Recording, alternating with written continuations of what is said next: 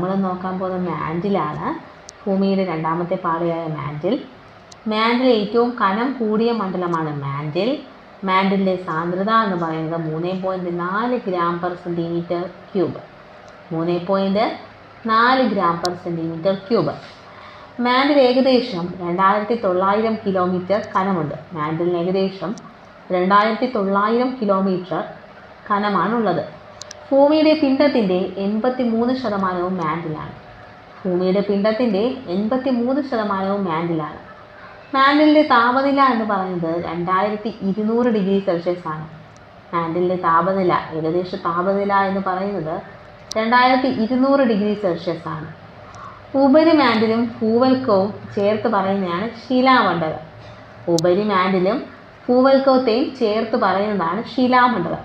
ശിലാമണ്ഡലത്തിൻ്റെ കനം എന്ന് പറയുന്നത് 200 കിലോമീറ്റർ. അപ്പോൾ ഉപരിമാൻറ്റിലെയും ഭൂവൽക്കത്തെയും ചേർത്ത് പറയുന്നതാണ് ശിലാമണ്ഡലം. ശിലാമണ്ഡലത്തിൻ്റെ ഏകദേശ വീതി എന്ന് പറയുന്നത് 200 കിലോമീറ്ററാണ്. ഇനി സ്ഥലമണ്ഡലം, പാറക്കെട്ട് നിറഞ്ഞ മണ്ഡലം എന്നിങ്ങനെ അറിയപ്പെടുന്നത് ശിലാമണ്ഡലത്തെയാണ്. സ്ഥലമണ്ഡലം, പാറക്കെട്ട് നിറഞ്ഞ മണ്ഡലം എന്നിങ്ങനെ അറിയപ്പെടുന്നത് ശിലാമണ്ഡലത്തെയാണ്. ശിലാമണ്ഡലത്തിന് താഴെയായി അർദ്ധദ്രവാവസ്ഥയിൽ കാണപ്പെടുന്നതാണ് ആസ്തനോസ്ഫിയർ. അപ്പോൾ ശിലാമണ്ഡലത്തിന് താഴെയായി അർദ്ധദ്രവാവസ്ഥയിൽ കാണപ്പെടുന്നതാണ് ആസ്തനോസ്ഫിയർ. ആസ്തനോസ്ഫിയറിൻ്റെ ഏകദേശ വീതി എന്ന് പറയുന്നത് 400 കിലോമീറ്ററാണ്. ആസ്തനോസ്ഫിയറിൻ്റെ ഏകദേശ വീതി 400 കിലോമീറ്ററാണ്.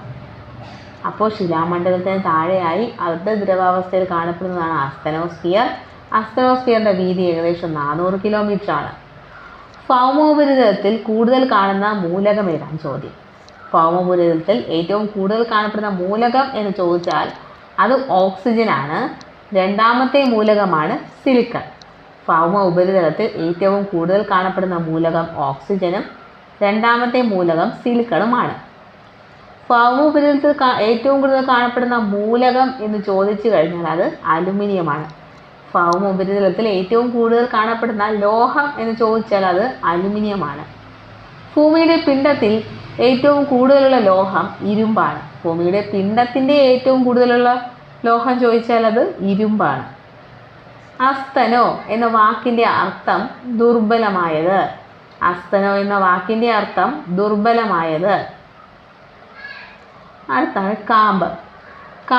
കാമ്പ് ഏകദേശം 2900 മുതൽ 6371 കിലോമീറ്റർ വരെ വ്യാപിച്ചു കിടക്കുന്നു. എത്ര കിലോമീറ്റർ മുതൽ?